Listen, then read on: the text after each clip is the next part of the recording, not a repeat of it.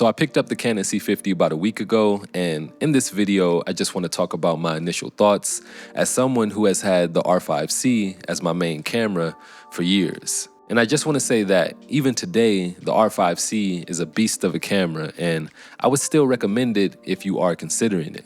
Now, when I first heard about the C50, there were a few things that really made me want to pick up this camera. Things like the higher second base ISO of 6400 compared to 3200 on the R5C, open gate, C-Log2, and also the included top handle. And while those things were enough to get me to want to buy the camera, I can also understand someone who owns the R5C and feels like that isn't enough to justify the price of this purchase. And honestly, that's fair. For me, I don't plan on selling the R5C anytime soon. So my plan is to use both these cameras together. Taking a look at both the bodies, honestly, they're really similar. And I'd say I got pretty big hands, and while the R5C isn't uncomfortable to hold, the C50 feels a bit better. And I think that's due in part to having a slightly larger indentation here on the grip. And also you get a little bit more room for your fingers due to this indentation here on the body. You also don't have a top display on the C50 that the R5C has. Other than that, you do get mounting points all around the body on the C50, and you do have a zoom rocker here on the top. You do get a full-sized HDMI on the C50 as well. This top handle, for lack of a better term, is beautiful. So you get two XLR inputs and the controls on the other side. There's a zoom rocker as well as a record button on the top, and it just feels perfect in the hands. Like, it's hard to explain. You kind of have to feel it to really understand. And this will probably just live on the camera for me most of the time. And I know you don't see it here, but the top handle also comes with a piece that holds the microphone, but I just took it off because if I'm not using it, I like how it looks without it. What I want to do right now is jump into some comparison footage between the two cameras. So we'll be taking a look at both RAW and XFAVC, C-Log2 and C-Log3, as well as 6400 ISO and 32. And after that, we'll come back in and talk a bit about that.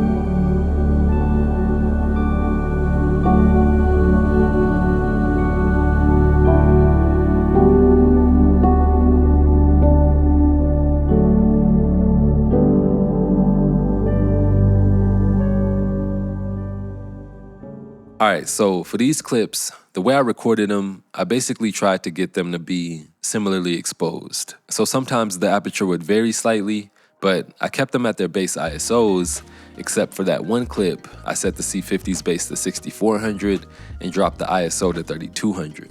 I also recorded them at the same color temperatures. In post, I just did a color space transform and adjusted exposure, saturation, and contrast. Some clips, I slightly adjusted the color temperature to get them closer for comparison. I basically wanted to see how similar the footage would look just by doing some basic corrections. And for the raw clips, in DaVinci, I set the R5C to C-Log 3 and the C50 to C-Log 2. One thing I did notice when I was filming is that it seemed like the zebras would show up in the sky and in certain highlights a bit sooner on the R5C in C-Log 3 versus C-Log 2 on the C50. And that's just according to the zebras in camera. And I did have them on the same setting. When looking at their second base ISOs, I want to say that the C50 has a bit less noise in XF AVC. But that's something I noticed when I zoom all the way in. But of course, throwing a bit of noise reduction on the footage would even the playing field.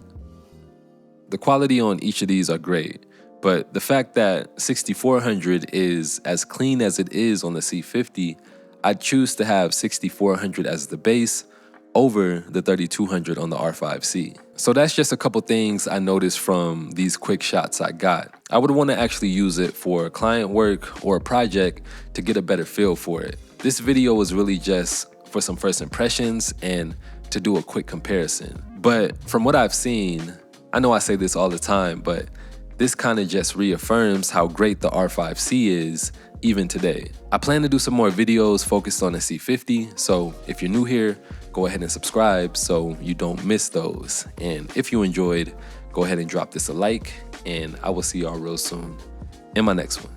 Peace.